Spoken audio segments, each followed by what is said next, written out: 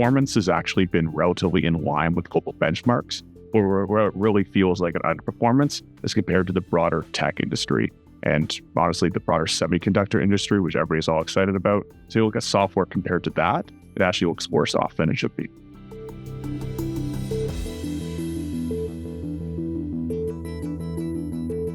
Probably the biggest disappointment is just there has been no killer application in AI.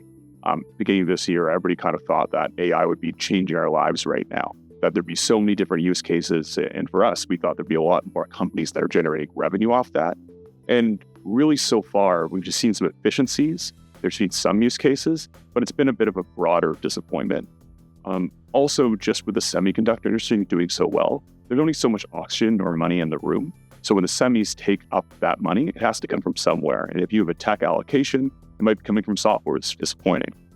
I would also add that the current interest rate environment, we kind of thought there'd be more interest rate cuts in this year, and it hasn't been that. And with software being a long duration asset class, basically that's going to hurt the whole industry.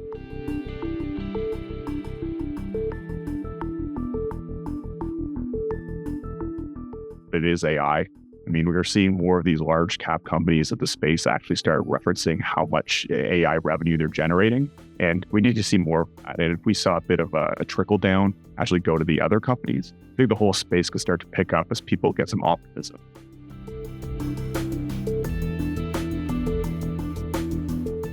There has been actually some very good spaces and good cyclical tailwinds actually in some software names. So when I think of cloud names or cyber names, if these continue to run, there's a lot of good companies in there, and that could actually bring some more interest into the sector.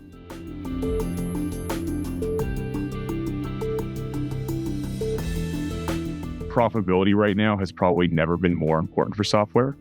We're in a higher interest rate environment. That's the reality. So I either need profitability or a path to profitability as people or investors are really looking for that. Additionally, this is the growth space. We need a good, well-defined growth strategy.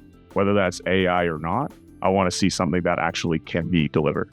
Looking for companies with a good exposure to these strong secular tailwinds. As much as this space is driven by a lot of similar things, there's a lot of dispersion of returns. And so basically it becomes a stock picker's market, and that gets us excited.